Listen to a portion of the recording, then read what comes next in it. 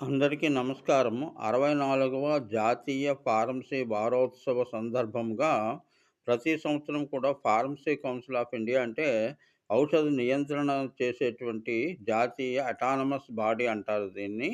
ఈ బా ఇదేం చేస్తుంది అంటే ప్రతి సంవత్సరము ఫార్మసీ విద్యార్థులతో సహితం, ఫార్మసీ ప్రొఫెషన్‌లో ఉన్నవాళ్ళకి సహితము కూడా ఏదో ఒక రకమైన కొత్త థీమ్‌ని ఈ పా ఇంట్రొడ్యూస్ చేస్తుంది.